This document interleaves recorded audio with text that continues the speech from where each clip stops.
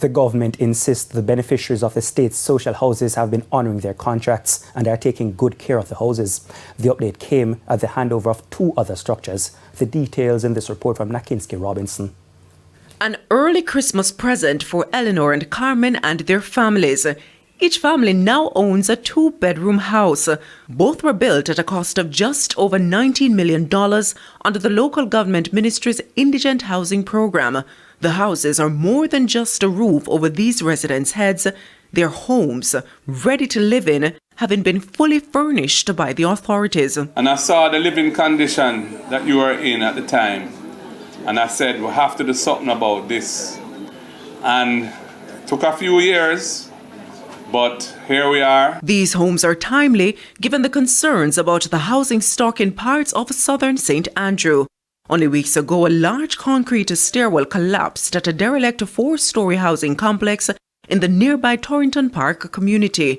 The government says it is committed to improving the housing stock in these low-income communities, which is why several other families will soon benefit from this program again. This is the first of 5 units that have been assigned to this constituency through the councillors and the member of parliament.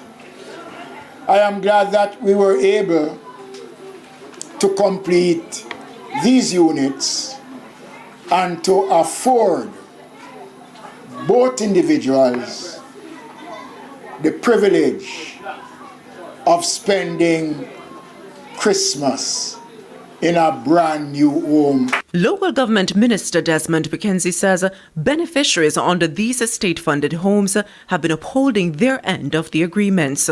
So far, we have not had any abuse of any of these units that we have been building since 2016, and I think that is very commendable. Nakinski Robinson, TVJ News.